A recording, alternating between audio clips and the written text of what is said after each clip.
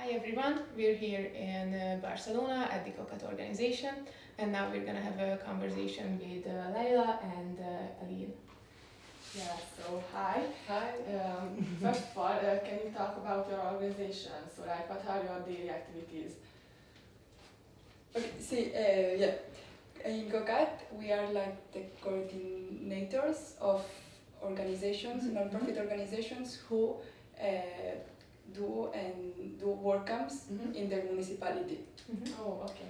So very active organizations that they do international work camps, and we are the organization behind them, coordinating them and exchanging volunteers with other organizations abroad, in Europe or in the world.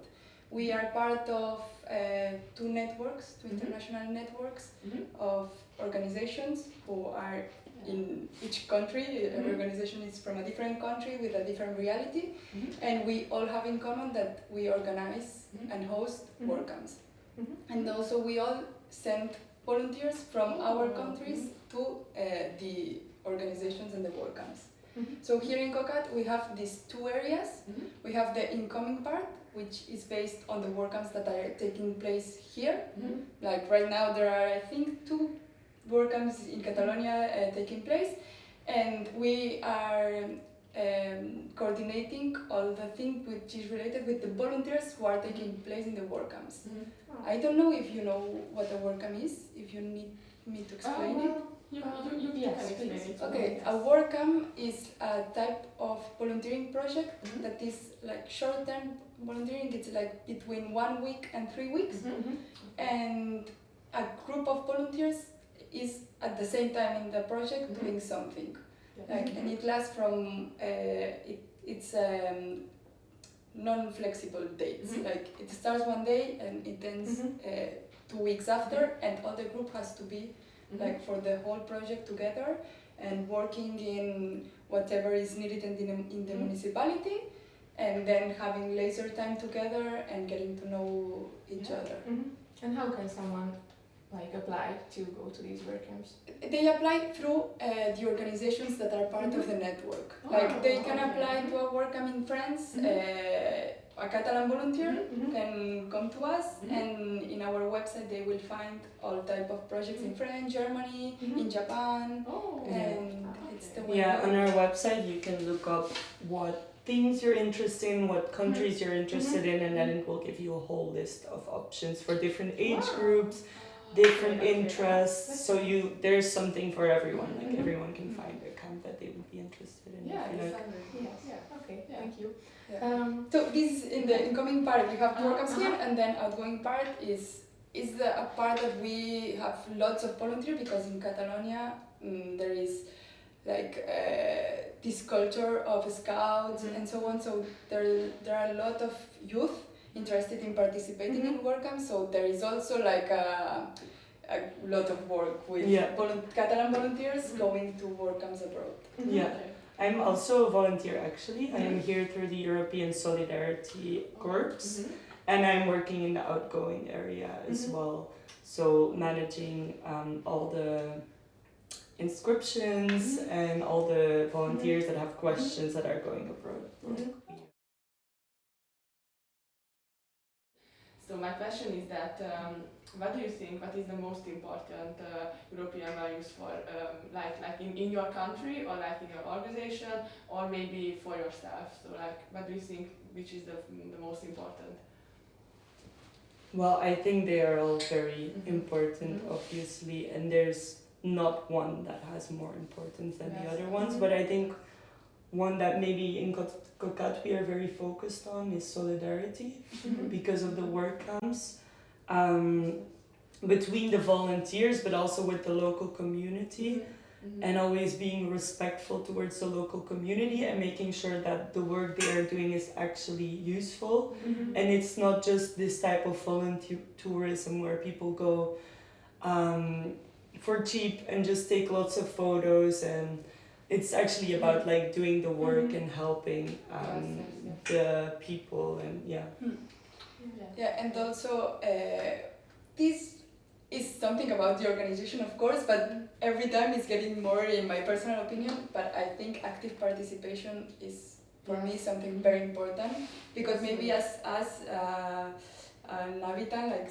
someone, a person, you don't believe it's important, but it is. And for a youth organization, active participation can make a great difference, because people don't participate, don't give their best, then we wouldn't be here, because there's nothing to work for. Yeah, this is very true. We are agree with that. Thank you. And do you think that the youth in your country, or maybe in your organization, even you, are interested in these European values, so they want to learn about them and just like make themselves develop based on these values? This for the people participating, or even in Catalonia or in Barcelona or in your organization. Yeah, mostly the ones who participate in WordCamps, they are aware of Europe, of the world, and they have this interest to know other cultures, other languages, so they already have this sense, and participating in a WordCamp, it opens your mind, and it can, you can bound, like connect with other people from other countries in Europe, and you get to make friends and and empathize with others.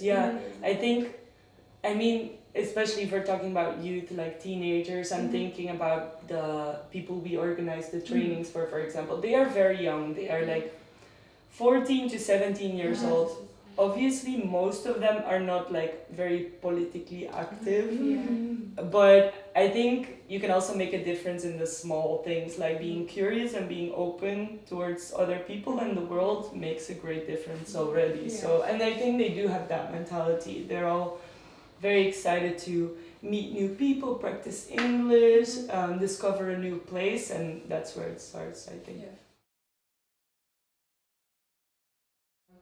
Is there any specific best practice that you really like, or you think that is really important or really useful in this organization, or just for you guys?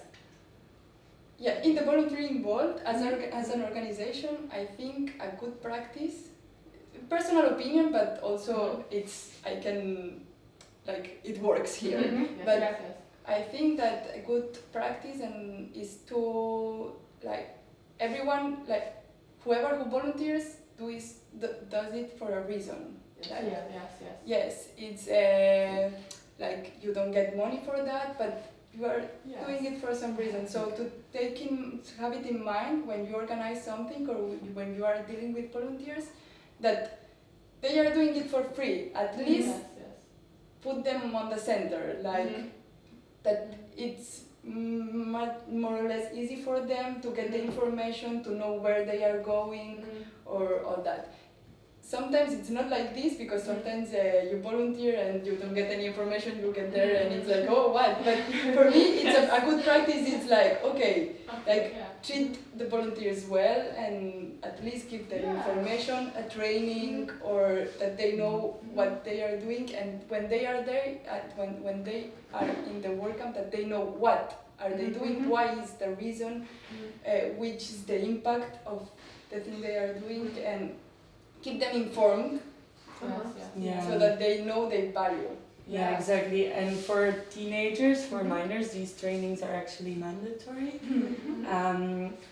And we discuss different problems that might arise, or different conflicts they might come across with, and how then they would deal with it in different types of ways. So they learn about different approaches to deal with conflicts and stuff. So I think in that sense they're also a little bit more prepared before they go. Yeah, maybe it can be like a kind of a non-formal education where they can gain skills and everything. So I think that's really nice.